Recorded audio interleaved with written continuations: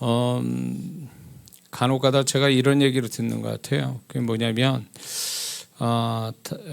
다른 목사님들은 설교를 이렇게 한 주제를 하면 그냥 한 번에 다 끝나고 다 새로운 주제 또 이렇게 하셔서 유튜브 설교를 듣는 분들이 좀 지루하지 않고 또 새로운 거를 계속 이렇게 듣게 되니까 그런 부분에 더 좋아하시는 분들이 있는 것 같아요. 근데 저를 통한 메시지에 또 은혜 받으신 분들은 안 그런데 간혹 가다가 이제 그렇지 않은 분들이 이제 제가 너무 시리즈 말씀을 계속 하니까 뭔가 지루감이 있는지 아니면 흥미를 잃었는지 그런 부분에 대해서 이제 이렇게 조회를 보면 조회수 보면 좀 떨어지는 걸 좀 보게 됩니다.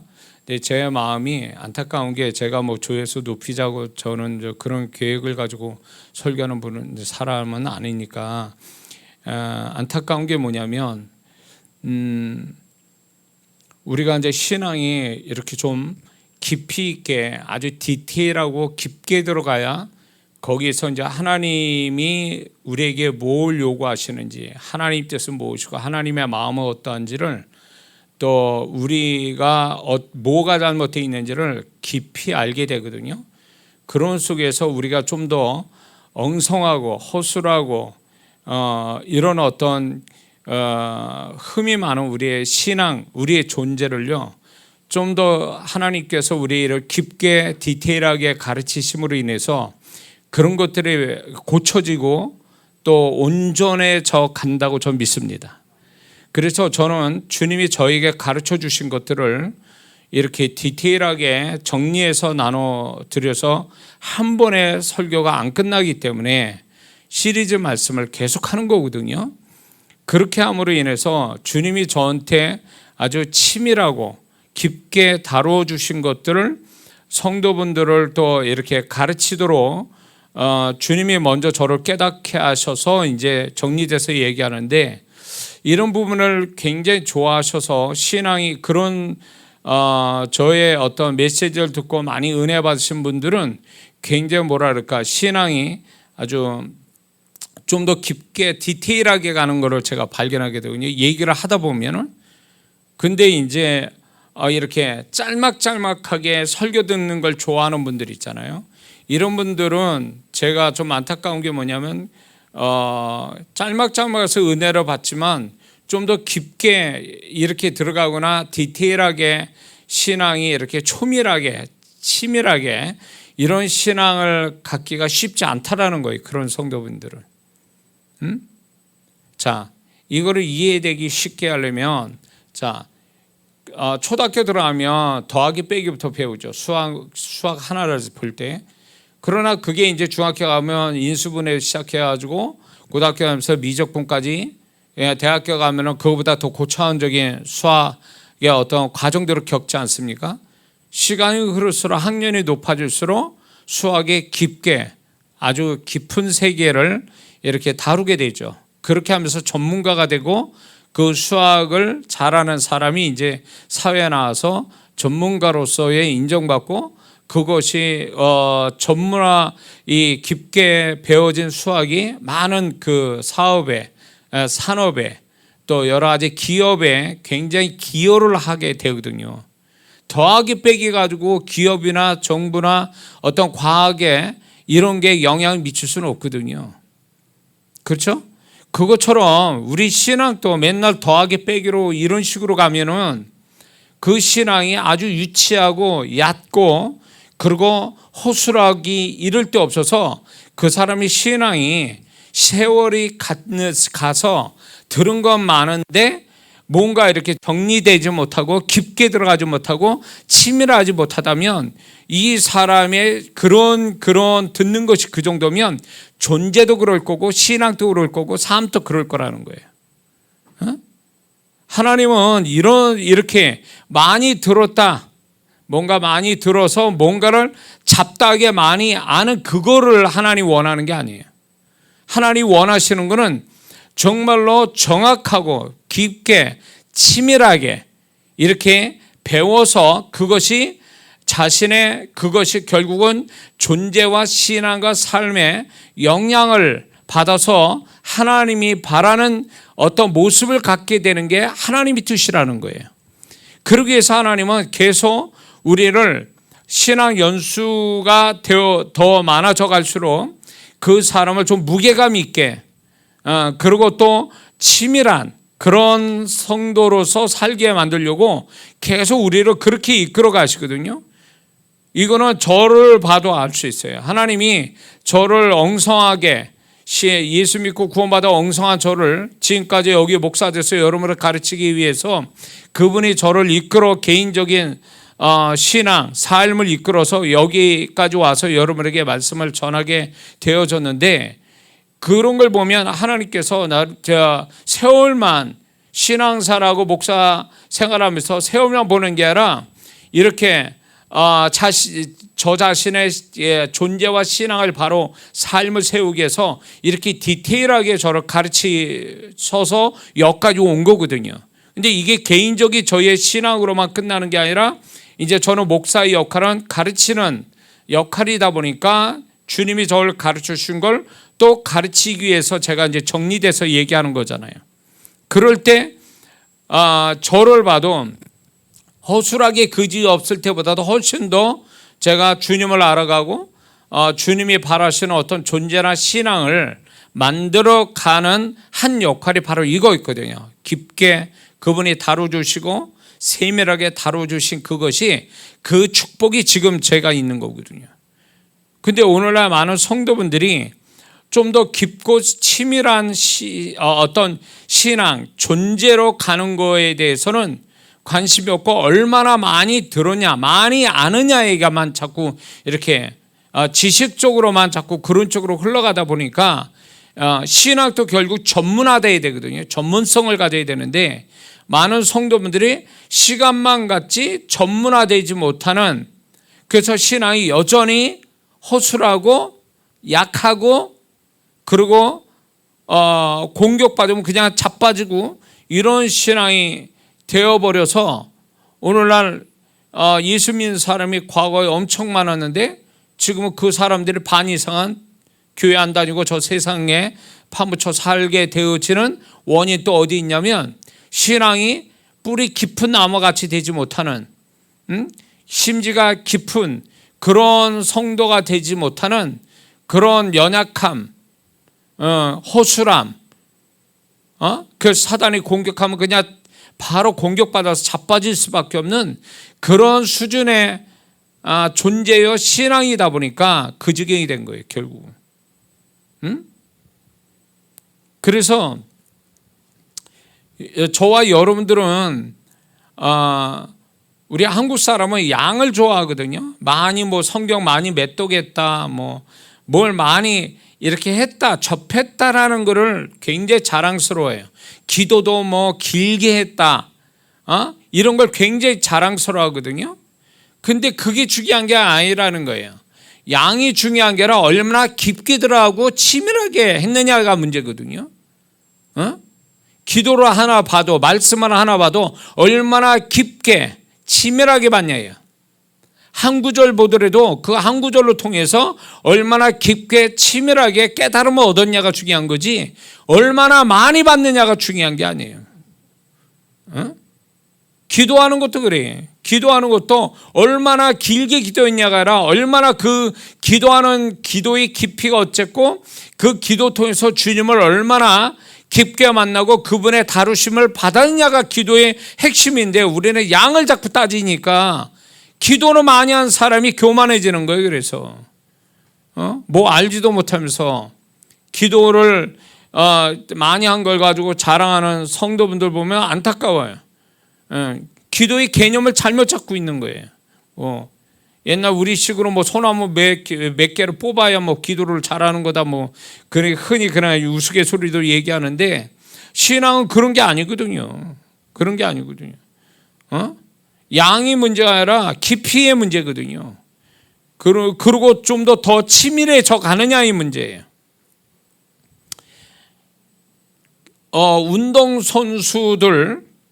운동선수나 전문성을 가지고 있는 직업을 가진 사람들, 연주자나 특히 클래식 연주자나 이런 사람들이 유명한 스타급 되는 사람들의 어떤 생활이나 그들의 어떤 인터뷰를 들여다보면 그들이 사람들한테 정말로 존경받고 인정받을 만한 어떤 그런 사람이 저절로 된 게 아니라 엄청난 많은 연습과 또 그렇게 되기 위해서 자기 관리에 얼마나 세밀하게 자기 관리를 하는가를 얘기하고 있거든요. 응? 그래서 그 사람들이 그렇게 아주 뭐 연주자의 볼 때에 얼마나 그 자기 내면의 컨디션, 뭐 손가락, 피아노 친 사람이나 바이올린 사람은 손가락 관리를 얼마나 잘하고, 특히 운동 선수들은 제가 한번 기사로 봤는데 야구 배트 있지 않습니까? 거기에 50g이 더하거나 빠지면 그걸 알아낸다는 게, 50g을 빠져도 매트, 야구 매트의 무게가 50g이나 50g이 더하거나 빠지면 그거를 금방 눈치챈다는 거예요. 그 정도로 디테일하다는 거예요. 그만큼 프로들은, 그렇게 전문성을 가진 사람은 굉장히 연습과 가면서 더 디테일해져서 이제 완벽함을 추구하니까 그게 사람들한테 인정받는 거거든요. 신앙도 마찬가지거든요. 시간이 가면 갈수록 사람이 하나님 앞에서 정말로 전문성이 있고 아주 깊이 또 치밀함을 가져야 이게 신앙생활 잘하는 건데, 가면 갈수록 신앙이 허술하고 이러다 보니까 세월만 같이, 교회 다니는 세월만 같이 뭐 조그만 유혹이 오거나 문제가 생거나 자빠져서 교회 안 나고 세상 사람 돼버리는 것이 쉽게 막 오랫동안 교회에 열심히, 저는 그런 성도를 많이 봤거든요. 목회를 지금까지 하면서 열심히 봉사하다가 봉사만 잘할 뿐이지 자기의 존재와 신앙, 주님과의 관계가 치밀하거나 친밀하거나 깊게 되어지지 않아서 별것도 아닌 거 가지고 교회를 떠나요. 별것도 아닌 거 가지고 세상으로 돌아가 버린 성도들을 한두 명 본 게 아니거든요. 마음 아프게. 그러니까 결국 뭐냐면 근본적으로 자기 자신의 어떤 존재와 신앙을 하나님 앞에서 가꾸는 일, 좀 더 프로페셔널한 어떤 신앙을 갖는데 그거를 열심히 하지 않았다는 얘기예요. 응? 아마추어와 프로의 차이가 뭔지 아세요? 누가 그 얘기하더라. 아마추어와 프로의 차이는 디테일의 차이라고 그래요. 얼마나 세밀하냐 안 하냐가 아마추어와 프로의 차이라고 그러더라고요. 저는 그게 공감하는 거예요. 아마추어는 하여튼 대충은 하지 않지만 허술해요. 그리고 여러 가지 핑계를 대요. 환경이나 여러 가지 장비 이런 거를 핑계를 댑니다. 근데 프로는 그런 거 안 따집니다. 악조건이라도 해내는 자기의 어떤 자기 능력, 자기 안에 있는 그걸 해내는 어떤 능력, 집중력 이런 걸 가지고 해내고 마는, 이게 좀 프로거든요, 이게. 그러니까 우리의 신앙은 아마추어에서 프로로 넘어가야 되는데 여전히 세월이 오래가도 아마추어예요. 응? 세월이 가도 영적으로 볼 때 유치하게 이룰 수 없는 어린아이예요. 단단해서 뭔가 와서 충격을 줘도 끄떡없이 딱 버팅길 수 있는 이런 사람이 돼야 되는데, 이게 물컹물컹해가지고 조금만 하면 벌써 그냥 막 뿌리부터 막 흔들려 버리는 이런 신앙은, 이건 아직 모르는 사람이에요. 이거는 세월만 가서 직분 받았지, 성령 지식만 왔지, 이게 본인의 어떤 존재, 하나님 앞에 자기 존재값이나 어떤 신앙, 그 다음에 자기 삶이 아직도 여물지 못한 풋사과 같은, 아직도 뭔가 완성되지 못한 상태로 계속 가는, 그러다가 그냥 기한절에 떨어져 버려가지고 썩어버리는 그런 과실수라면 이건 문제가 심각한 거거든요. 우리 신앙이 이렇게, 우리의 모습이 이러면 안 된다라는 거죠. 그래서 저는 주님이 이게 제가 그렇게 계획 짜서 여러분에게 메시지를 시리즈 말씀을 전하고 싶어 전하는 게 아니라 이게 한 번에 끝날 수 없는 내용이니까 계속 얘기할 수밖에 없는 거예요. 없는 얘기하는 게 아니라 제가 주님으로부터 받은 것들을 다 얘기해야 되니까 듣거나 말거나 저는 주님이 저에게 가르쳤고 그것들이 중요하기 때문에 저는 1시간 가져간다니까 2시간, 2시간 되니까 3시간으로 해서 얘기할 수밖에 없는 거예요. 근데 많은 분들이 영적으로 깨어있고 뭔가 영적으로 더 갈급해하고 뭔가 하나님 앞에 더 온전해 가려고 하는 사람은 이 메시지를 굉장히 좋아한다는 거예요. 왜냐하면 자기의 빈틈을 알게 하고 뭔가 더 자기의 모자란 한계를 넘어가게 해주는 어떤 길을 열어준다고 하니까 이게 제 자랑 아니에요? 그렇게 해준다니까 좋아한다는 거예요. 응? 그게 이제 목사의 역할 아니에요? 목사로서의 가르치는 그게 저는 잘 가르치는 모습이라고 저는 생각하는 거예요. 그래서 우리 신앙이 좀 더 전문화되어지고 그래서 좀 프로다운 모습으로 그래서 좀 깊고 치밀한 단단한 이런 신앙으로 가는 것이 하나님이 바라는 우리의 모습이라는 걸 잊지 말아야 될 줄 믿습니다. 자, 얘기는 다시 돌아와서 우리 한국이 세계적으로 우리 기독교가 굉장히 빠른 속도로 부흥하게 된 여러 가지 요인들을 얘기하지만 학자들은 저는 그 중에 하나가 뭐냐면 한국 사람들이 하나님 앞에 좋은 태도를 갖고 있는데 그 하나가 뭐냐면 회개를 빨리 한다는 거예요. 자신의 죄를 알고 회개를 빨리 한다는 거예요. 제가 봐도 제가 어릴 때도 그랬고 모든 어떤 문제가 생기고 또 축복을 구하고 이런 거에 모든 시작, 기도의 시작이나 모든 건 회개로부터 시작했거든요. 아주 그게 신앙의 아주 기본 틀이 됐거든요. 그것으로 인해서 하나님이 은혜를 베푸심이 아주 확실했단 말이에요. 그래서 교회가 부흥하는 데 있어서 저는 그 밑바탕이 성도들이 회개를 잘한 것이다. 그것이 저 굉장한 역할이라고 봐요. 왜냐하면 우리의 신앙의 큰 걸림돌이면서도 크게 은혜를 받는 이 양면성을 가진 그 주제가 바로 죄거든요. 이 죄를 하나님께 회개를 잘함으로 기독교가 부흥했는데 지금 기독교가 지금 부흥한다고 봅니까? 교회가 부흥이 안 돼요. 부흥이 안 되는 요인들이 많습니다. 그 중에 아주 그 큰 비중을 차지하는 그 성도들의 문제를 제가 꼽으라면 회개를 안 한다라는 거예요. 회개를 안 한다는 거예요. 죄를 인정하고 회개를 안 한다는 거예요. 회개를 안 하고 은폐한다는 거죠. 변명되고 합리화시킨다는 거예요. 이것이 교회가 부흥하지 못하는 밑바닥의 성도들의 아주 치명적인 문제이면서 이것이 결국은 개인의 어떤 존재에 있어서 치명적인 어떤 하나님의 은혜와 축복을 못 받게 하는 원인이 크게 되는 원인이 바로 이거라고 보는 거죠.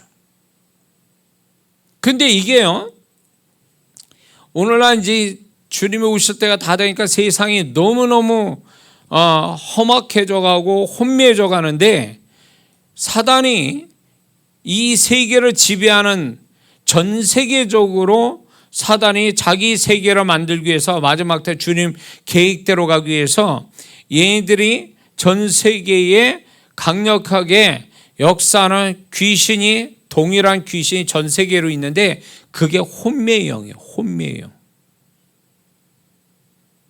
혼미의 영, 그 다음에 성에 관련된 영, 그 다음에 다툼의 영, 그게 전쟁까지 포함해서 다툼의 영, 이 세 가지 영이 전 세계적으로 지금 엄청난 활동을 하고 있는 귀신들이. 다시 얘기할게요. 혼미의 영, 성에 관련된 영, 그 다음에 다툼의 영. 이 세 개가, 이 세 영이 지금 전 세계적으로 사람들을 사로잡고 있는 거죠. 그 중에 하나가 뭐냐면 혼미의 영. 이게 앞뒤도 모르고 우선이 먼저가 뭐고 뒤가 뭔지, 이게 적인지 악인지 모르게 만드는 이 혼미의 영이 우리 가정 속에 들어오고 우리 교회 안에 들어와서 가정을 해체시켜버리고 교회를 해체시키는 역사를 지금 계속하고 있지 않습니까? 이게 다 나중에 후회하고 통곡할 일이에요. 다 지나고 나면 다 통곡하고 후회한다고요. 근데 그때 당시에는 모르는 거예요. 그게 잘한 줄 알고. 이게 다 뭐냐면 혼미의 영이 잡혀서 그런 거예요. 혼미의 영이. 이 혼미의 영이 역사하면 무슨 현상이 일어나냐면 그 혼미의 영으로 인해서 일어나는 여러 파생되는 안 좋은 일들이 있는데, 그 중에 하나가 뭐냐면 죄를 죄로 생각하지 않는다라는 거죠. 죄를 나타내지 않아요. 고백하지 않아요. 고백하지 않고 죄를 죄로 여기지 않는다. 이 두 가지의 태도가 결국 교회 성도의 틀은 가지고 있지만 진정으로 하나님이 찾고자 하는 성도는 아니라는 거예요. 겉모습은 성도인데 그의 어떤 태도로 보면 성도가 아닌 이런 성도가 교회 안에 있는 거예요. 지금 이게 안타까운 게 뭐냐면 구원받은 성도가 그렇다는 거예요. 혼미의 영이 잡혀가지고 이걸 죄를 죄로 여기지 않는다. 가볍게 생각하거나 죄를 은폐하거나 죄를 합리화시키거나 이런 형태를 가지고 있는데, 이게 혼미해서 그런 거예요. 구약을 보면 하나님이 죄를 어떻게 다스렸어요? 어떻게 생각하고 계십니까? 하나님이 구약에 에덴 동산부터 죄를 어떻게 하나님이 생각했냐고요. 예수 그리스도를 예수님이 이 땅에 보내서 십자가에 죽이실 만큼 우리 이제는 심각한 거예요. 치명적인 거. 그런데 하나님은 그렇게 생각하는데 우리는 그렇게 생각 안 한다는 거예요. 하나님과 같은 생각을 안 갖는다는 거죠. 그러니까 오늘날 이단 있죠? 구원파. 한 번 구원받으면 우리가 회개할 필요가 없다. 이단이잖아 이거. 아니 구원받아서 죄사함 받았으면 그러면 그 다음부터 죄져도 괜찮다는 얘기예요? 그리고 회개 안 해도 천국 간다는 얘기예요? 이런 이단이 어디 있어요? 이건 성경적인 진리가 아니란 말이에요. 그런데 거기에 넘어간 사람들이 얼마나 많아요. 그게 예수 안 믿는 사람들이 아니에요. 응? 초대교회 때부터 있었던 이단이 지금 또 등장해서 성행하고 있잖아요. 그게 뭘 얘기할까요? 지금 죄를 버려야 되고 이 죄의 심각함을 얘기해주는 건 듣기 싫어하는 거예요. 부담스러워하고 듣기 싫어한다는 이 자체가 결국은 이것이 올바른 태도가 아니거든요. 그리고 이런 게 있어요. 죄를 얘기하잖아요. 죄에 대해서 얘기할 때 부담스럽고 듣기 싫어하는 그 사람이 진짜 회개할 사람이거든요. 죄가 있으니까 그 말이 듣기 싫은 거예요. 근데 자, 이런 게 있어요. 재밌는 게, 목사님이 교회에 어려움이 있어서 헌금을 해야 됩니다. 11조 해야 됩니다. 또 건축할 때 건축 헌금도 좀 하셔야 됩니다. 이러면 꼭 헌금 안 하는 사람이 시험 들어. 그런 얘기하면 헌금한 사람 시험 안 들어요. 꼭 헌금 안 하는 사람 시험 들어요. 그 사람이 헌금해야 될 사람이거든. 그래서 하나님께 축복받아야 할 사람인데 안 하는 사람이 찔리니까 시험 드는 거예요. 그거 가지고 정직하지 못한 거죠. 하나님 앞에 자신이 11조 안 해, 마땅히 해야 될 헌금을 안 해. 그러면 찔림받고 회개해야지, 헌금해야지 이러는 게 아니라 왜 그 얘기 가지고 사람 기분 나쁘게 만드냐는 거죠. 똑같은 원리로 죄를 우리가 이 죄의 문제는요. 우리는 죽을 때까지 이 죄 문제는 우리의 생각에서 떠나면 안 돼요. 왜냐하면 이 죄 때문에 주님이 오셨고 우리는 그분이 우리의 죄 때문에 죽으신 거고 우리는 끊임없이 거룩함을 가지고 살기 위해서는 그 반대로 아이러니하게 거룩하게 살려면 죄를 들여다봐야 되는 거예요. 죄를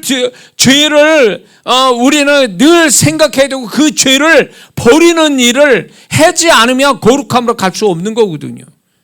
근데 오늘날 한국교회가 성도분들이 회개를 안 하니까 그리고 강단에서 목사님이 죄를 지적하면 성도들 다 튀어나갈걸요. 기분 나빠서. 그 사람들이 회개할 사람들이거든. 죄를 얘기할 때 두 가지 태도가 있어요.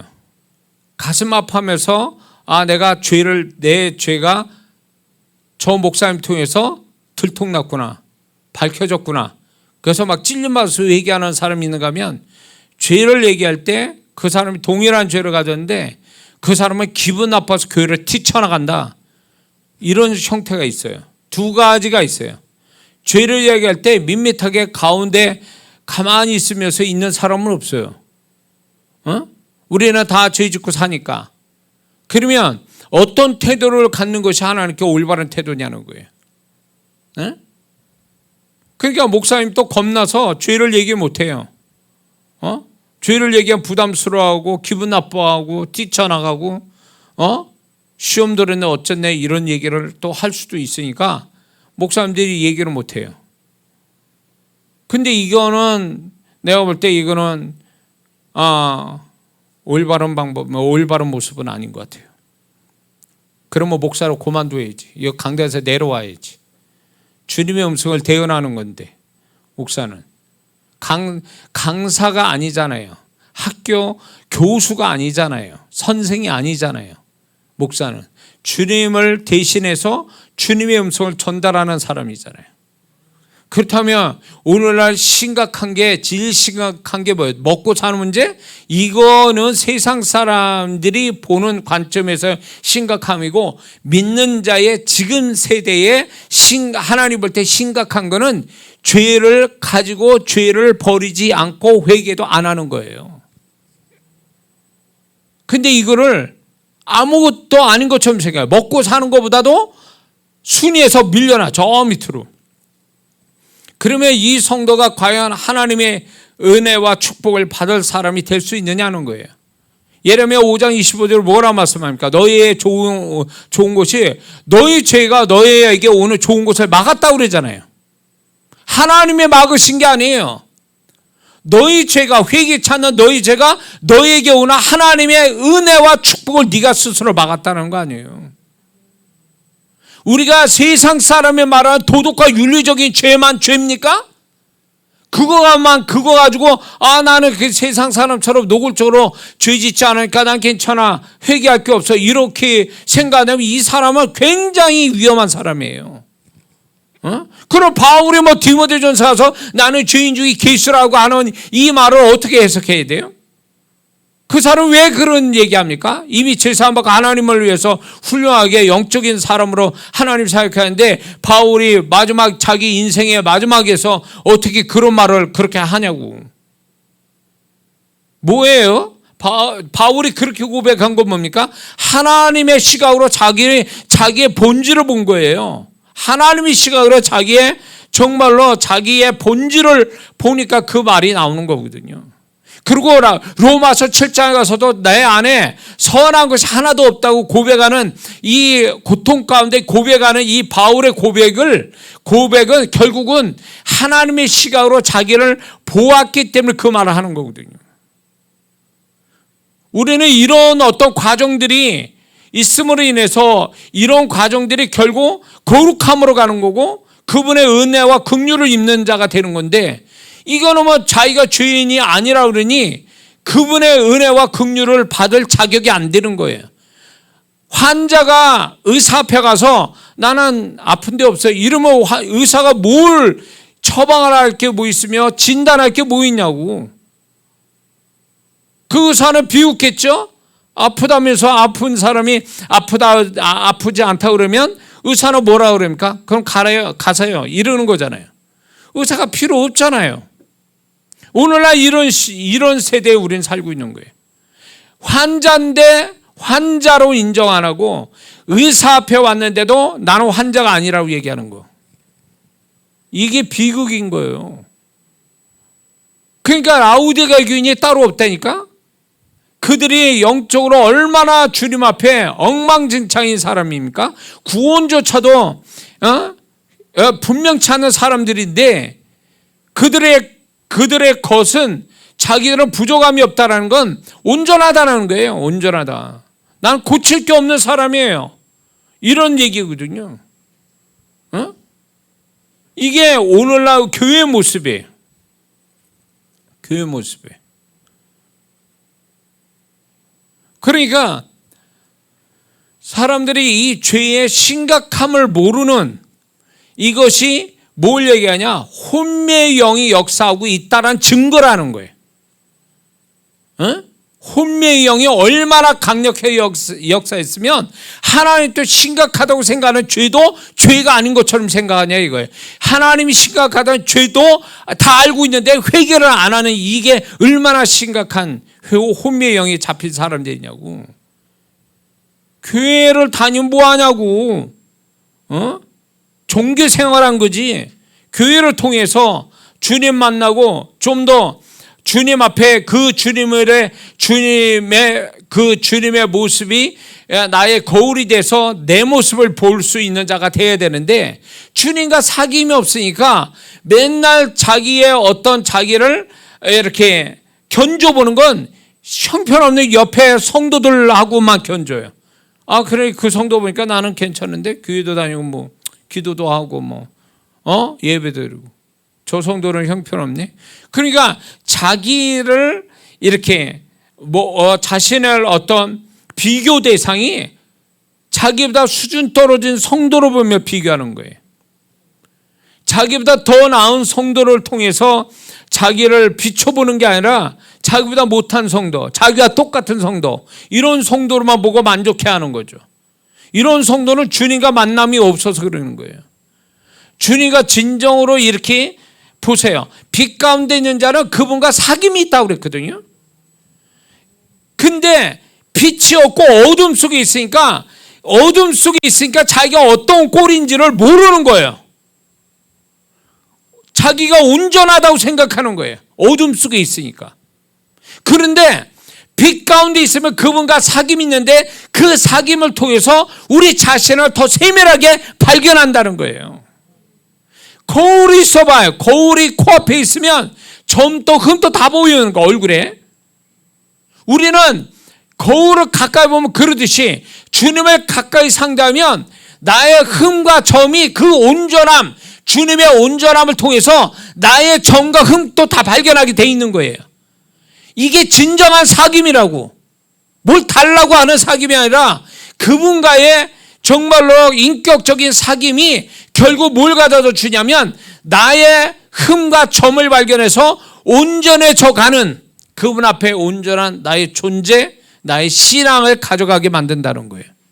근데 라우디게아 교인들은 이게 없는 거예요. 볼지어다가 내가 문 밖에 서서 두드러느니. 무슨 얘기입니까? 이들은 주님과 사귐을 가진 자들이 아니라는 걸 얘기해 주고 있는 거예요. 주님을 제껴놓고 그분과 상관없는 신앙생활을 해온 사람들이에요. 사람들끼리 사람 속에서 이들은 신앙생활 나름대로 한 사람이지 주님과의 사귐을 가진 자들이 아닌 걸 증명하는 거예요. 이게 주님의 음성에서. 그래서 오늘날 신앙이 회복되려면 이게 뭐 좀 더 기도하자, 예배드리자, 봉사하자 이게 아니라고. 지금은 그런 걸로 신앙의 존재가 회복되는 게 아니라 주님과 진정한 1대1의 사귐을 갖는 것이 필요하다는 거예요. 그 사귐이 없다 보니까 지 멋대로 생각하는 거예요. 이게 살지 죽을지 징계받을 자인지 은혜 받을지도 모르고 지옥 갈지 천국 갈지도 모르고 그렇게 사는 거지. 교회 안에 정말 진짜 저도 목사지만 정말 제대로 해서 천국 갈 이 순간에 다 이 세상 생을 다 끝난 다음에 간다면 과연 몇 사람이 천국 들어갈 것 같습니까? 응? 우리가 예수님을 영접합니다. 그렇게 하면 다 구원받고 천국 가는 겁니까? 그러면 바울 서신에 교회에 어떤 존재다고 어떤 신앙을 갖고 어떤 공동체 생활을 해야 되는지 이렇게 바울을 통해서 얘기한 거는 뭐가 되는 거예요? 어? 우리가 너무 이 부분에 대해서 제가 주님으로부터 받은 것도 그렇고 이게 너무 위험한 여유라고 그럴까? 위험한 여유를 가지고 있어요. 영적 여유. 이 커트라인 밑으로 내려가는데도 자기는 여전히 커트라인 안에 들어와서 합격선에 있는 것처럼 착각한다 그 얘기예요. 저 세상에 가 있는 사람이 이건 얘기할 대상도 아니에요. 이런 사람은요. 응? 구원을 저렇게 내팽개에 치고 구원이 아무것도 아닌 것처럼 세상 사람처럼 사는 것은 이건 얘기할 대상이 아니라는 거예요. 이런 사람들은요. 여로예요. 이런 사람들은. 그런데 교회 안에 있는 성도라도 이게 정말로 진짜 제대로 구원받은 자답게 구원에 합당한 생활을 구원에 합당한 존재로 살아가는 성도가 과연 얼마나 되겠냐 그 얘기요. 목사는 그냥 교회 와줬으니까 헌금하니까 봉사하니까 목사도 인간이니까 칭찬해주고 정말 그렇게 인정도 해주지만 주님도 그러시겠냐 그 얘기지.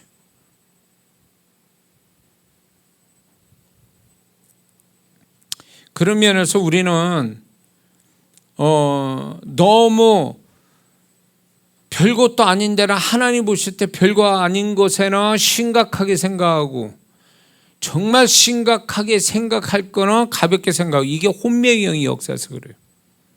혼미의 영의 역사에서. 주님이 제 안에서 이제 저를 가르치는 것도 바로 그거죠. 그분이 중요하게 여기는 게 뭔지를 이렇게 하나 둘씩 가르쳐 주시는 거예요. 그게 우선순위 1번, 2번, 3번, 4번 이렇게 돼야 되는 거거든요. 근데 이게 주님과의 사귐이 없다 보니까 우선순위가 막 뒤죽박죽이 돼버리는 거예요. 그러다 보니까 교회는 다니는데 그 사람의 개인 생활에 가서 보면 이게 우선순위가 뒤죽박죽이 돼가지고 이게 도대체 하나님과 교통하고 사는 사람인지 이런 거를 안 된 성도들이 부지기수라는 거죠.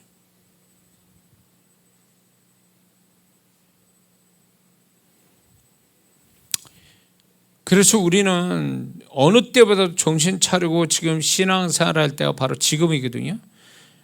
믿습니까?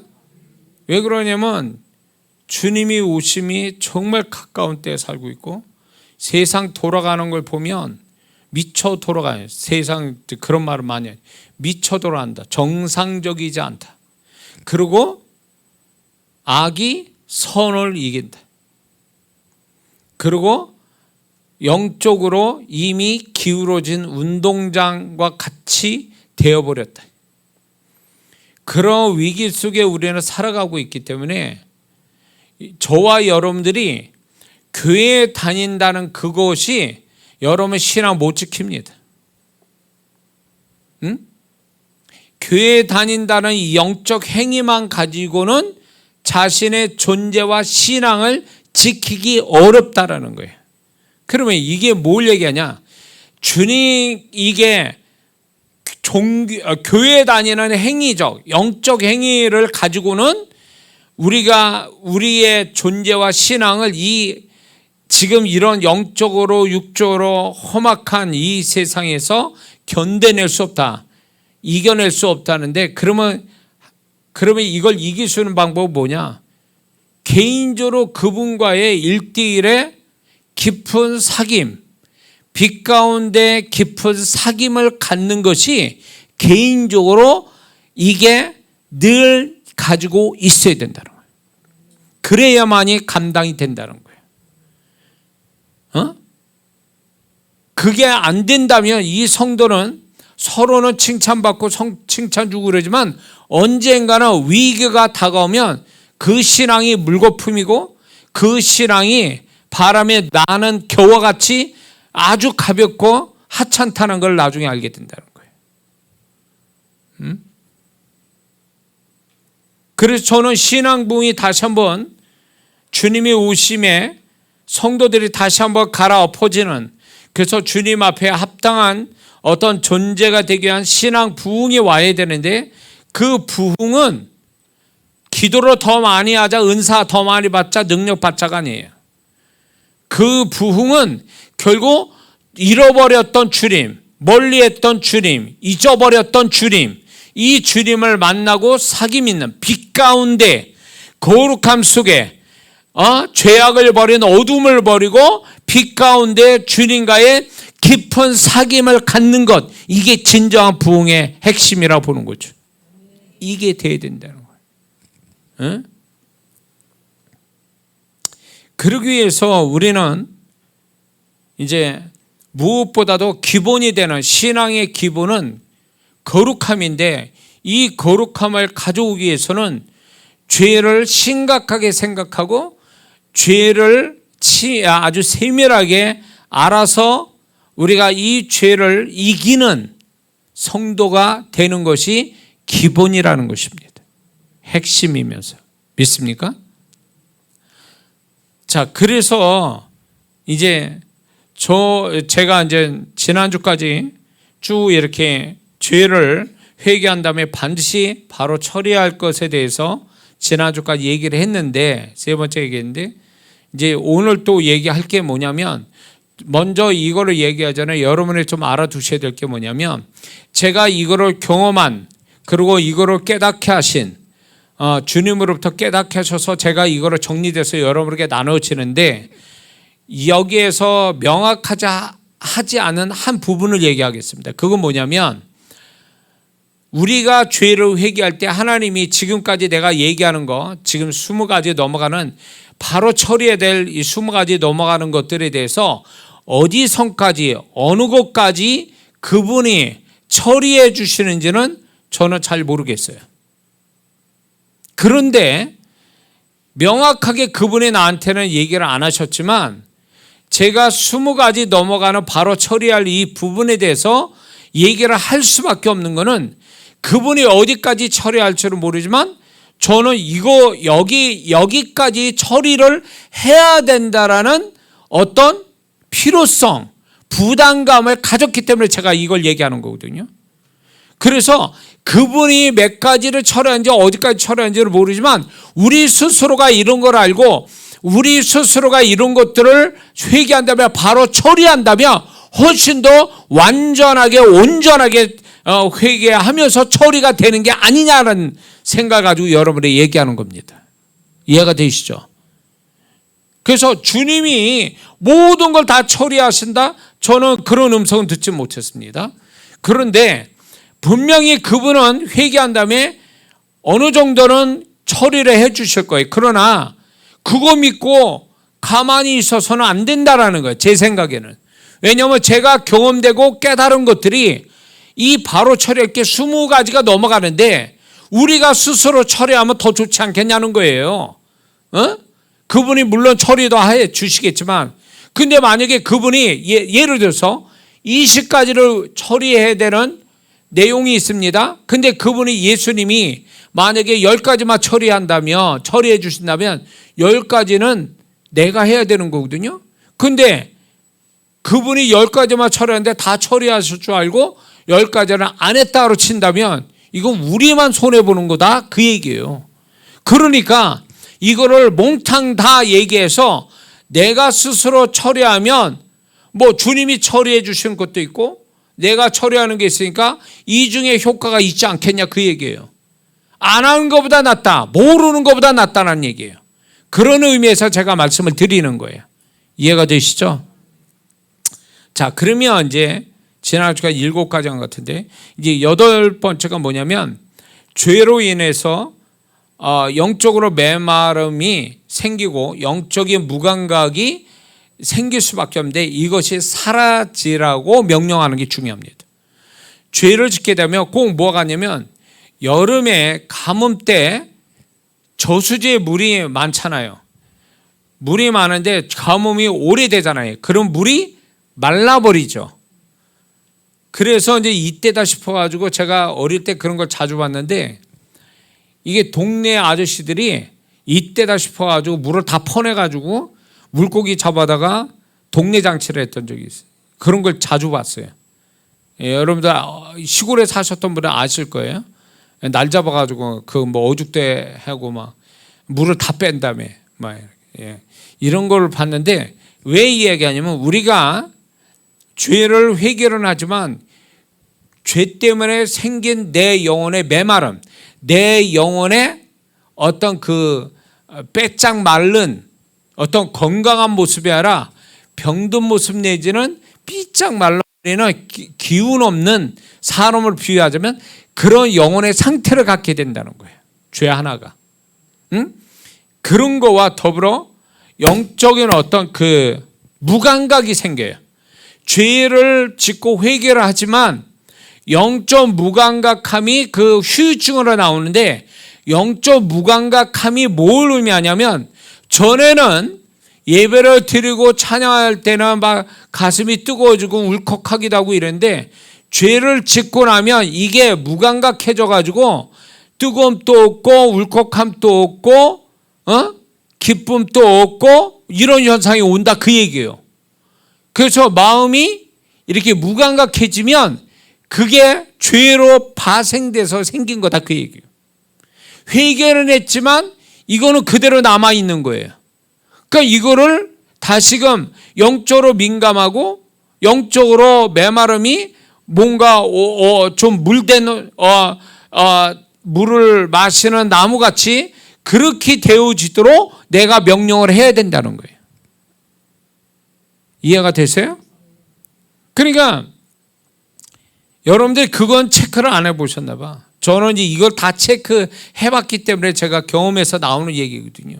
그러니까 죄를 회개하면 그 이전과 다르게 뭔가 이렇게 석연찮아요. 영적으로 뭔가 병들어 있는 느낌이 오고 그 다음에 영적으로 무감각해져요.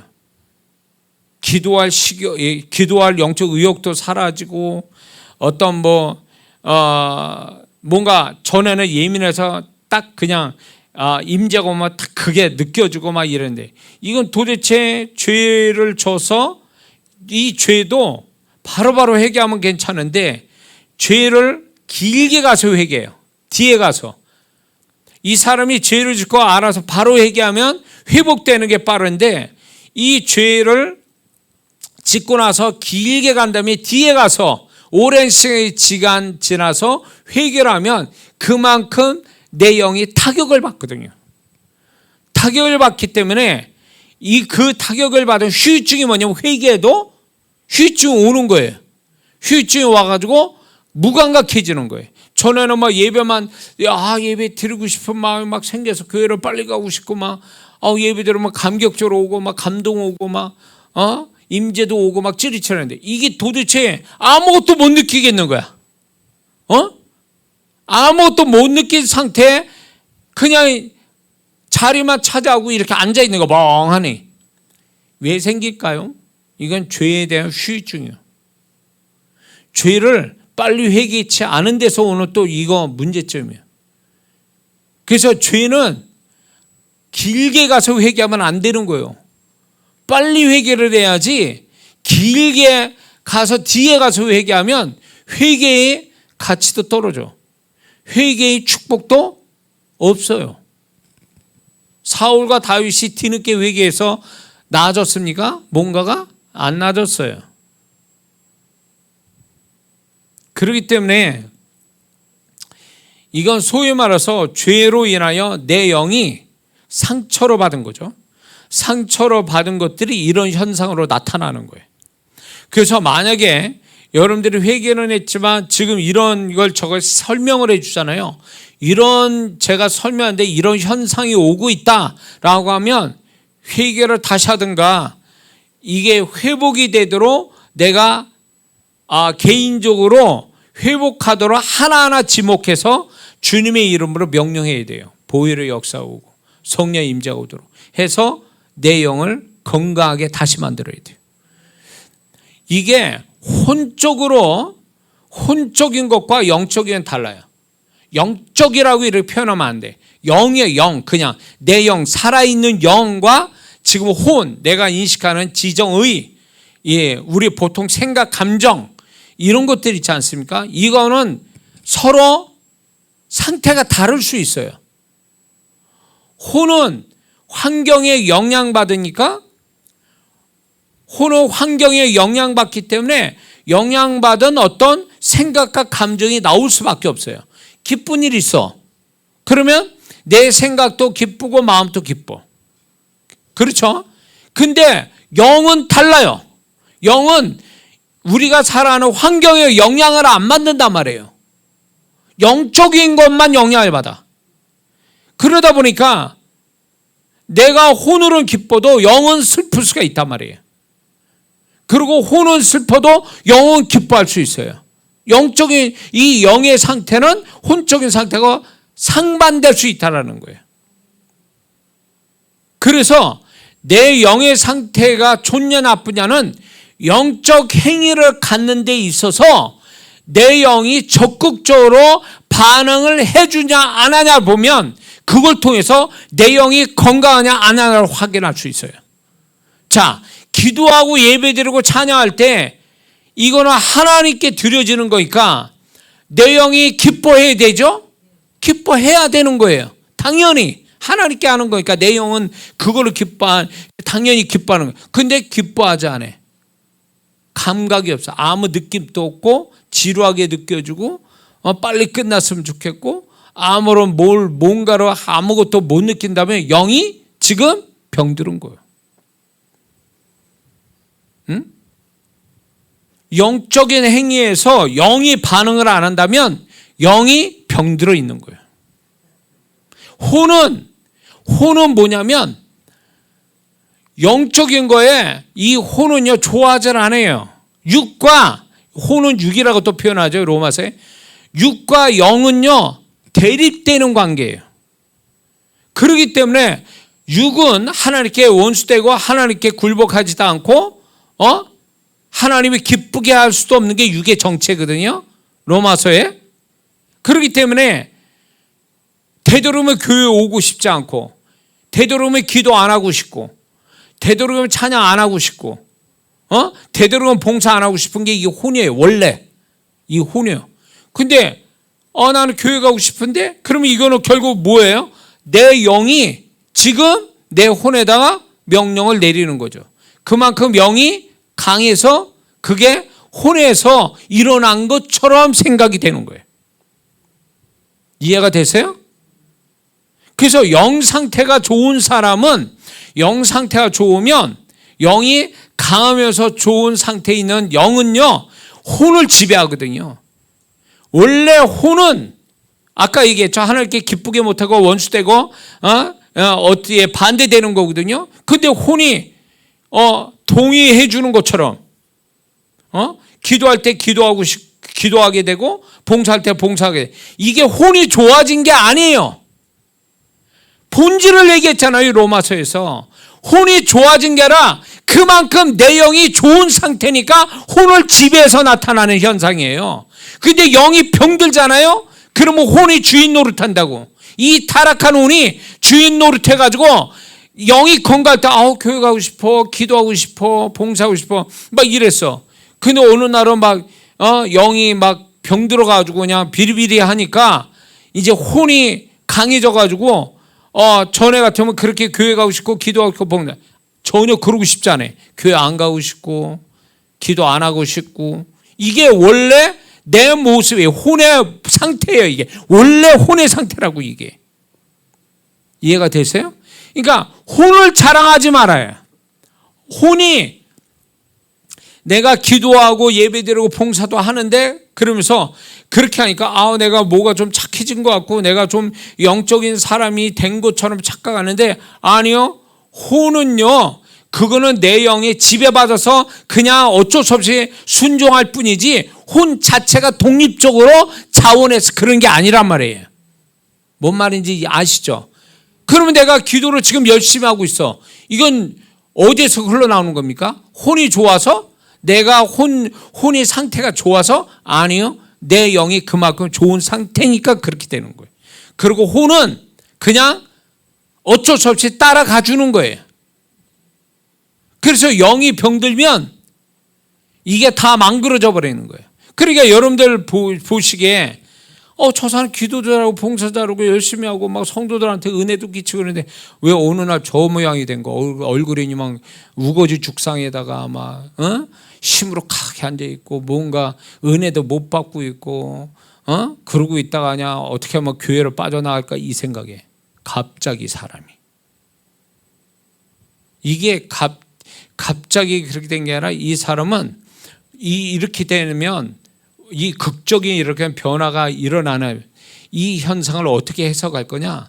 그 전에 좋았던 건 그 사람 영이 상태가 좋아서 이런 현상이 온 거고 지금 이렇게 막 우거지 축상하고 이런 건요 원래 이 사람이에요. 원래 이 사람이라고. 이 얘기는 다시 말해서 뭐냐면 이 사람은 영이 병들어 가지고 혼을 지배 못한 상태예요. 그러니까 타락한 혼의 상태가 그대로 적나라하게 나타나는 것 뿐이라고. 그러니까 저도 목사지만 목회를 이 정도 했지만 영이 건강하지 못하면요 타락한 혼대로 내가 움직일 수밖에 없어요. 저도. 근데 그분이 저를 영을 건강하게 힘있게 만들어 주시니까 이 내 타락한 혼이 타락한 혼대로 흘러가지 않게끔 내 영이 지금 내 혼을 지배하고 있으니까 이 정도가 돼 있는 거예요. 해석을 좀 하자면 이해가 되시죠? 그러니까 자신이 뭔가 한다 그럴 때 나 착한 사람인데 나 좀 뭐가 되는 사람 같은데 자기를 칭찬하지 말라고요. 그렇게 하신 분은 주님이시고 내 영이 강해서 그런 것뿐이지 내가 원래부터 착한 사람이 아니라고요. 나는 그분의 은혜가 빠지고 주님이 안 도우시고 영이 건강하지 않으면 저 세상 바깥에 지금 가 있다고요. 지금 나를 자랑하면 안 돼요. 내가 지금 교회에 열심히 다니고 기도하고 찬양하는 것은 하나님의 은혜로 된 거고 그분이 나를 붙잡아 주니까 된 것뿐이지 타락한 혼이 나를 그렇게 만들어 준 게 아니라는 거예요. 그래서 나를 자랑하면 절대 안 돼. 이게 교만이에요. 이게 정신 나간 교만이고 이게 영적인 무지함에서 나오는 거예요. 이게 무지에서 나온 거라고. 자, 이해가 되시죠? 그 다음에 이제 9번째가 죄로 인한 더 강해지는 육신의 정욕을 제어해야 됩니다. 이 얘기가 뭐냐면 죄를 하나 지었다라는 얘기는 결국 내 육신의 정욕이 이겼다는 얘기거든요. 내 육신의 정욕이 죄를 만든 거거든요. 그러면 회개는 했지만 한번 발생은 됐잖아요. 죄라는 걸 발생을 시켰다면 육신의 정욕은 이게 한번 죄를 짓게 되어져 가지고 이게 썩난 거예요. 원래 죄를 안 지면 비유로 드는 거예요. 이게 이해되기 위해서 죄를 안 질 때는 나의 육신의 정욕이 50밖에 안 돼. 그 레벨이. 근데 죄를 확 져버리니까 하나를 육신의 정욕에 따라서 죄를 확 지게 되면 뭐가 되냐? 육신의 정욕이 힘을 받아가지고 이게 평상시 50이었는데 100으로 뛰는 거야. 이 강도가 100으로 뛰는 거야. 그러면 회개는 했어. 사함은 받았어. 근데 사함을 받았다고 육신의 정욕의 그 강함이 100으로 뛴 이 강함이 멈춰버리냐? 다운이 되냐? 안 그렇다는 거예요. 그러니까 이 죄로 생긴 강해진 육신의 정욕을 다운시키는 명령을 해야 된다는 거예요. 아멘 좀 해요. 지금 유튜브 상에서는 나 혼자 지금 얘기하는 줄 알아. 지금. 그러니까 얘기를 해 주셔야 돼. 아주 집중해서 들으니까 아멘 또 잘 얘기가 안 나오거든요. 사실 그건 이해가 돼. 근데 자, 그래서 육신의 정욕이 막 하나의 죄를 질 때마다 이게 힘을 받아가지고 강해지는 거죠. 이 강함을 내가 명령을 해가지고 회개를 했으니까 나는 육신의 정욕을 제어할 능력이 생기는 거예요. 그러니까 명령을 해야 돼요. 회개했으니 주님이 이 회개한 걸로 내가 육신의 정욕을 제어할 능력을 이미 하나님이 주셨기 때문에 이 100으로 올라와 있는 육신의 정욕을 다운시켜버리는 거죠. 힘을 못 쓰게. 이거는 내가 하는 거예요. 내가 해야 되는 거예요. 내 영혼아 너는 속에서 어찌하여 불안하고 두려워하느냐? 너는 하나님을 바라라. 소망의 하나님을 바라라. 이게 명령을 하는 거거든요. 지금 혼적으로 막 두려워 상황 때문에. 그러나 이거를 내 스스로가 다윗은 자기 스스로가 그런 혼적인 걸 명령하는 거죠. 그리고 오히려 하나님을 바라라고 명령을 내리는 거죠. 이 원리가 굉장히 중요해요. 그래서 우리가 죄를 짓게 되면 육신의 정욕이 올라서 육신의 정욕의 강도가 세지니까 잘 들어보세요. 그 다음 죄를 똑같이 또 짓는 거예요. 뭔 얘기인지 아시죠? 자, 회개할 때 막 회개해요. 더 이상 안 하겠습니다. 회개를 이렇게 하잖아요. 했는데 그 다음에 또 얼마 있어 또 그 죄를 또 반복해서 죄를 짓죠. 그 죄를 똑같이 반복해서 짓는다는 얘기는 육신의 정욕의 그 힘을 받아서 그 죄가 또 짓게 만드는 거거든요. 만약에 육신의 정욕이 50으로만 뚝 떨어지거나 아니면 그 이하로 떨어진다면 반복된 죄를 또 질 수 있을까요? 지을 힘이 없는 거예요. 근데 이게 원래 상태로 돌아가든가 아니면 더 썩나가지고 육신의 정욕이 힘을 받아가지고 100 정도 강도가 딱 생기니까 이 상태를 계속 회개했음에도 불구하고 하나님이 어느 정도 이걸 다운을 시켰는지 알 수는 없지만 다운이 안 된 상태라고 가정하고 얘기하는 거예요. 그런 상태에서 회개는 했지만 시간이 지나면 거기하고 유사한 어떤 상황이 생기거나 아니면 자기 스스로 또 거기에 기웃거리거나 유혹받아서 그쪽으로 흘러가던가 그러면 또 죄를 또 져. 뭐가 그렇게 하는 거예요? 육신의 그 힘이 그대로 살아서 나를 그쪽으로 이끌고 가는 거죠. 그러니까 이거는 회개를 해도 안 되는 거예요. 회개하면서 괴로워하잖아요. 또 죄를 졌네. 또 졌네. 그래서 괴로워하는데 이 괴로워하면서 회개하는 걸 또 안 해요. 또 이제 하나님께 그냥 부끄럽고 막 하나님이 용서 안 할 것 같고 그러니까 에라 모르겠다로 회개를 안 해. 이것도 위험한 거지만 이렇게 회개했음에도 불구하고 반복될 때는 원인이 있어요. 분명히. 이 원인이 뭐냐면 육신의 정욕이 강해졌 상태로 계속 흘러가니까 그러는 거예요. 그러니까 육신의 정욕이 50인 상태에서 최초로 죄를 범했다면 그래서 죄를 범해서 100 정도 올라왔다면 이거를 다운을 시켜서 적어도 20, 30까지 내려가야 된다는 거지. 그래야 그 죄를 지을 마음이 없는 거죠. 그쪽으로 흘러가지도 않고. 원리를 이해하셨죠? 이게 누구 얘기일까요? 맞습니다. 솔직히. 근데 그 얘기는 저의 얘기예요. 지금 이 얘기는. 그러니까 실감나게 여러분들이 들으시는 거예요. 목사라고 제가 무슨 성인도 아니고 예수님도 아니고 천사도 아니고 아주 진짜 치열하게 그냥 주님 앞에 치열하게 살아가는 한 그리스도인이에요. 저도. 응? 그러니까 목사이기 전에 주님 앞에 나도 어린 양이고 주님 앞에 하나의 연약한 크리스찬이고 그러다 보니까 치열하게 주님 앞에 바로 서려고 몸부림치다 보니까 이런 얘기가 나오는 거예요. 이게 내 모습이니까. 그래서 이런 얘기하지만 실은 부끄러운 거예요. 부끄럽지만 또 성도들은 이것도 몰라가지고 또 계속 반복돼서 하나님께 거룩함으로 가는 게 아니라 거룩함은커녕 막 죄로 말미암아 더 그냥 막 상태가 안 좋은 데로 흘러갈 수도 있으니까 이런 걸 여러분과 함께 나눠줘서 적나라하게 야고보서 뭐라 말입니까? 너희는 서로 죄를 고백하고. 그렇기 때문에 저는 제가 경험한 걸 얘기하는 거예요.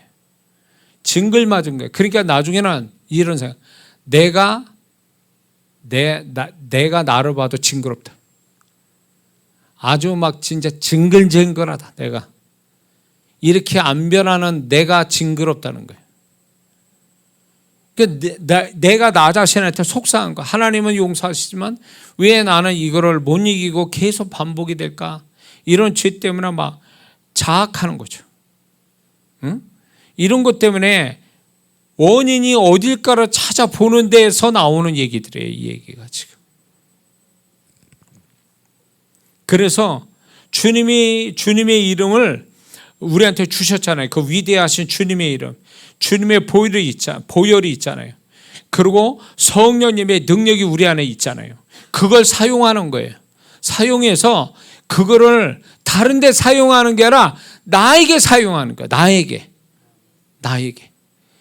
이거는 내가 절박한 거예요. 내가 제일 절박한 사람이라고. 나에 관련된 일이 내가 중보할 그 사람이 절박한 게 아니라 나 자신이 절박한 거라고 지금. 나 자신이. 그러니까 이렇게 하는 거죠. 그 다음에 10번째는요. 죄로 인한 마음의 강팍함이에요. 그걸 제거시켜야 돼요. 죄가 발생됐죠. 회개했습니다. 그래도 하나님이 우리 죄라는 그 죄는 사함을 주시지만 죄로 파생된 그 내 마음의 강팍함은 내가 이거를 소멸시켜야 돼요. 죄를 하나하나 지어갈 때마다 마음이 강팍해져 가는 거예요. 점점.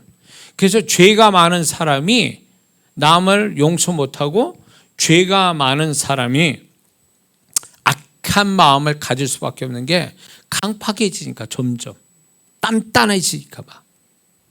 그래서 우리는 죄를 짓게 되면 하나님 이 죄로 말미암아 굳어진 나의 마음, 강팍한 내 마음을 깨트리시고 부드러운 마음을 내게 주옵소서.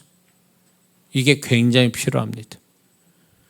원래 우리 몸 안에 간이 건강한 건 물컹물컹하고 빨간색을 아주 띠고 있어요. 근데 간경화로 가서 굳어지면 시커멓고 아주 딱딱해진다는 거예요. 그거와 똑같아요. 그래서 마음의 강팍함이 사라지게 해야 돼요. 그래서 회개를 하면 더 부드러운 마음을 가져야 되는데 이런 경험 해봤습니까? 회개했는데 더 강팍해. 분명히 회개를 했는데 도대체 오히려 어떤 일을 이렇게 대할 때 내가 전에보다 더 마음이 아주 강팍한 상태에서 상대하고 있다는 걸 느끼는 거야. 나는 회개했는데 이게 온전하게 회개를 안 해서 그런가. 근데 그게 아니라 내가 이 강팍해지는 이 심령을 내가 고치지 않은 거예요. 고치지 않은 거예요. 이거는 내 몫이 내가 해야 될 일인 거죠. 이거는 그분이 나에게 어떻게 해주시는 게 아니라 내가 어떻게 해야 될 문제인 거예요. 내 심령 안에서 죄로 인하여 파생된 현상이니까 이거는. 이거마저도 주님께 다 해달라는 게 아니라 내가 이런 걸 알고 내가 처리해야 될 부분이라는 거죠. 이해가 되시죠? 그래서 더 괴로워해. 분명히 회개했는데 분명히 내가 어떤 사람하고 상대해서 그 사람한테 내가 잘못해서 내가 하나님께 회개했는데 분명히 회개했는데 그 사람을 대하는 게 내가 굉장히 안 좋게 대하는 걸 또 발견하게 돼요. 여러분들 그런 거 경험해 봤습니까? 왜 그럴까요? 죄로 인한 파생된 나의 강팍함이 떠나가지 않은 거예요. 이게 못 고쳐진 거예요. 그래서 이 강팍함이 떠나가고 부드러운 마음 달라고 기도해야 돼요. 그리고 더 나가서 이런 기도를 저도 하니까 주님 온유한 마음을 주세요. 주님의 온유한 마음. 이 온유한 마음이라는 건 모든 걸 긍정으로 받아들이는 마음이거든요. 온유한 마음. 이걸 달라고 해야지. 그렇지 않으면 회개는 했지만 강팍한 마음은 여전히 있어서 또 그 사람 오면 또 싸워. 왜? 내 마음에 더 강팍해져가지고 용서하고 화해를 해야 될 거를 나는 내가 마음이 하나님과 회개했는데 이 사람하고는 안 된 거예요. 지금 내 마음이 안 좋은 상태가 남아 있어가지고 이거는 잘못된 거지. 이런 사람 많아요. 교회에서 울고불고 회개를 했는데 분명히 저 사람 울고불고 회개해서 좋은 줄 알았더니 기도 끝난 다음에 좀 있다 보면 서로 또 싸우고 있어. 야, 이거 뭐 하자는 거야 도대체? 뭐 하자는 거야? 응? 저희 전에 저 개척하고 어느 여집사님이 교회 와서 울고불고 남편 변화시켜 달라고. 남편은 하도 또 속을 새기니까. 그러면서 이제 제가 이제 남편보다도 집사님이 남편에 대한 잘못된 거를 회개하세요. 그래서 회개를 막 이렇게 했단 말이에요. 그래서 이제 남편을 제가 남편에서 이렇게 해도 저렇게 해도 해서 잘못했습니다. 회개를 했어. 눈물을 흘리고.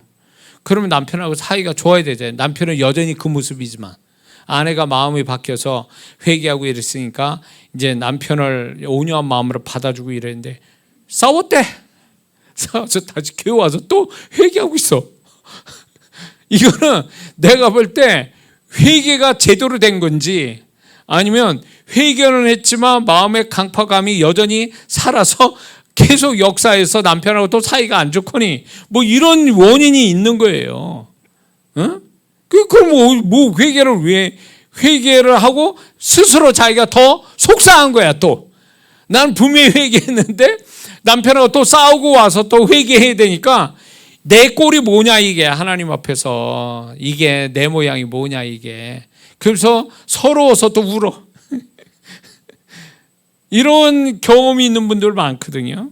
그럴 때 다른 거 그거 자학하지 말고 자기랑 아주 괴롭히지 말고 내가 죄 때문에 생긴 강팍함이 아직도 소멸되지 않은 상태라 이렇구나. 그렇게 해가지고 하나님 앞에 강팍함이 사라지라고 부드러운 마음 주시고 또 온유한 마음 모든 걸 긍정으로 받아들이는 온유한 마음을 내게 주세요. 이런 기도는 반드시 해야 된다는 거죠.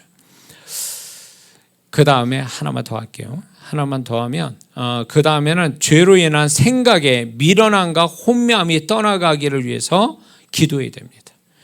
죄로 하나의 죄를 짓잖아요. 그러면 그 죄가 뭘 가져다 주냐면 사람을 미련하게 혼미하게 만드는 어떤 경향이 있어요. 그래서 죄가 많은 사람들이 말하고 판단하는 거 보면 어리석기 그지없어요. 이걸 한두 번 본 게 아니거든. 목사는 이제 사람을 보면 또 영분별이 강하니까 이렇게 보면은 사람은 똑똑해. 뭐 학벌도 그렇고 다 똑똑해. 근데 어떻게 말하는 게 저 모양이냐는 거예요. 도대체 이게 말의 논리가 안 맞아. 그리고 말의 내용이 우선순위가 제대로 정리가 안 돼 있어. 그리고 뭐가 중요하고 뭐가 덜 중요한지를 모르고 얘기해요. 그러니 애들 같으면 야단치면서 가르칠 텐데 이건 다 큰 어른이고 또 공부 좀 했다. 사회적으로 좀 다른 사람이 좀 낫다라고 하는 사람한테 야단칠 수는 없고 이런 경우가 있어요. 이런 사람 한둘 본 게 아니고 지금까지 성도들 상담하면서. 응? 그런데 이런 분들이 문제가 뭐냐? 죄를 가지고 회개를 안 해서 미련함과 혼미함이 계속 남아서 더 역사하는 것뿐만 아니라 죄를 회개했어도 이 죄의 여파, 죄의 후유증으로 미련함과 어리석음, 혼미함이 떠나가지 않은 상태에서 계속 있는 경향이 있어요. 그래서 이거를 반드시 죽기라든가 예수의 이름으로 내쫓아야 돼요. 나의 이 죄로 파생된 미련한 혼미함, 어리석음이 사라지게 하라고. 응? 그래서 꼭 죄를 많이 지은 사람은 뭔가 결정하고 선택하는 거 보면 어리석은 선택과 결정하는 사람이 많거든요. 죄가 많아서 그런 거예요. 죄를 많기도 했지만 죄를 회개해도 죄의 후유증으로 여전히 미련함과 어리석음이 조금이라도 남아있는 거예요. 만약에 죄를 지은 상태로 회개를 안 하면 이 사람의 미련함과 혼미함이 만약에 100이에요. 그런데 회개를 했다 할지라도 그 미련함과 혼미함이 100에서 다운이 돼서 50이 될지언정 완전히 소멸되지는 않거든요. 이해가 되세요? 그래서 죄를 짓는다라는 그 자체가, 보세요. 에덴 동네에서 죄를 지을 때에, 하와가 죄를 짓고 아담이 죄를 지을 때에 이 사람들이 정상적인 생각 가지고 죄를 지은 건 아니잖아요. 그렇죠? 정상적이라면 하나님 말씀이 그렇게 무섭게 들려진 그런 상태에서 어떻게, 정상적이라면 어떻게 선악과를 따먹고 또 하와는 아담에게 선악과를 주고 또 아담은 먹습니까? 정상적이지 않은 거지. 죄를 짓는 그 직전의 상태가 혼미함과 미련함이 있으니까 죄를 짓는 거예요. 근데 그 죄를 지은 다음에 아담과 하와가, 보세요. 아담이 하와 핑계대죠. 하와는 또 뱀 핑계. 이게 혼미함이에요. 미련함이고. 그래서 하나님이 그거 봐주셨습니까? 아니잖아요.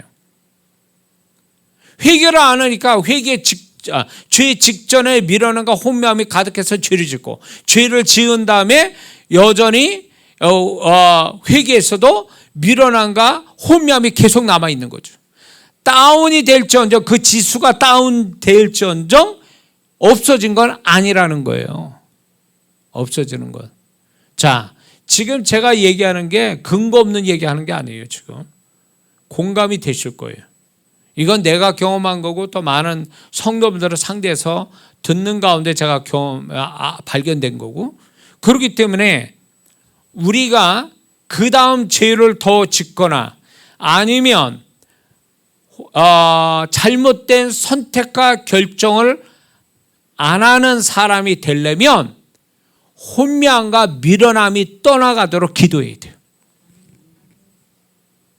이거 있으면, 특히 이런 분이 있어요.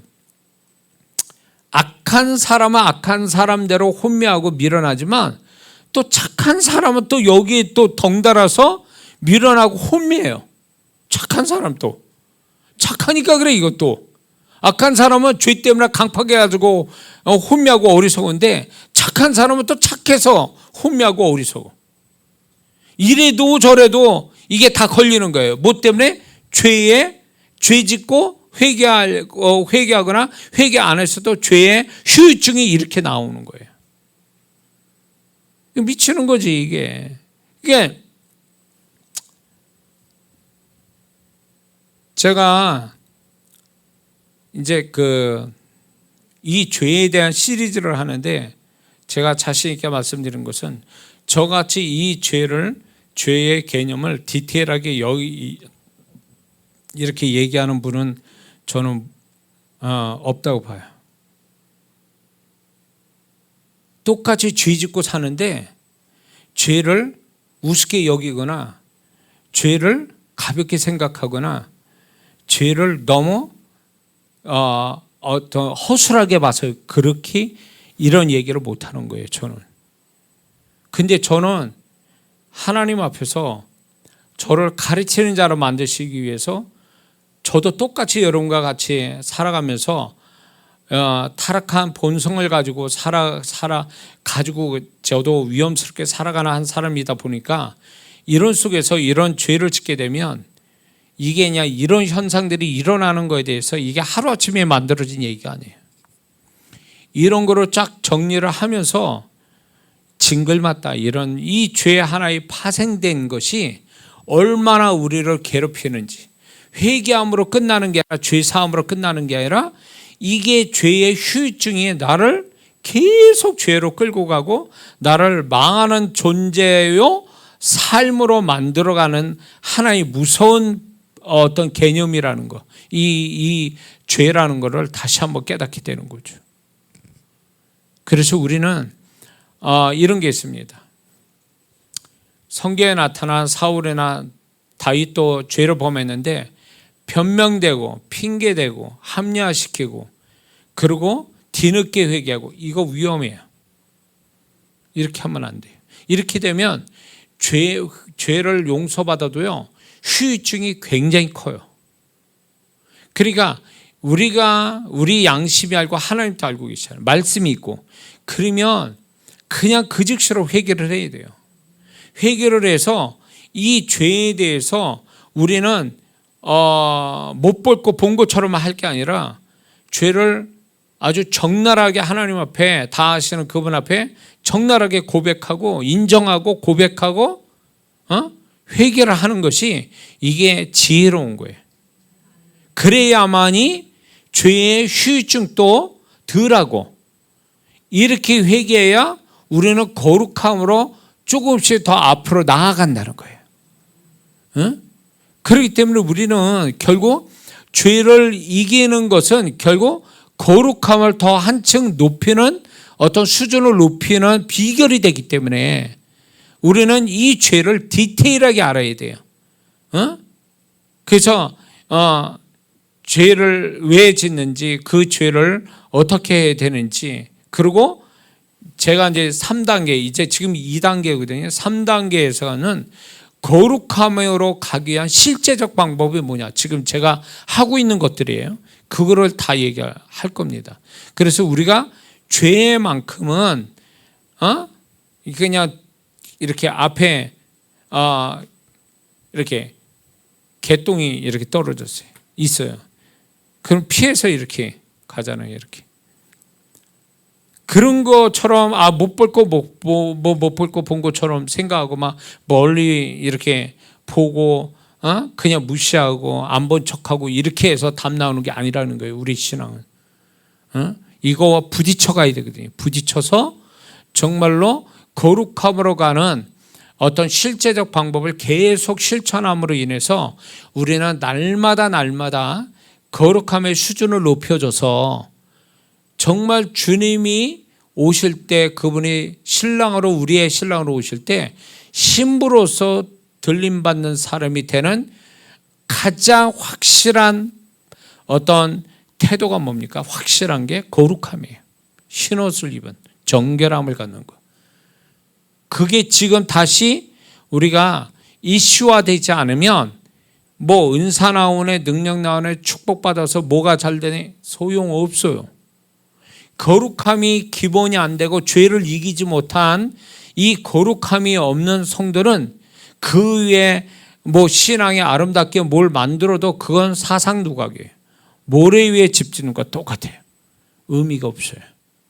하나님 앞에 우리가 이 죄의 문제부터 확실하게 우리가 짚고 그 다음에 거룩함을 가질 때 그 위에 뭐 우리가 은사나 능력이나 축복을 쌓아서 가는 것이 이게 틀림없다. 이게 정말 우리한테 가치가 있다라는 거, 우리가 이걸 알고 우리가 신앙생활을 해야 될 줄 믿습니다.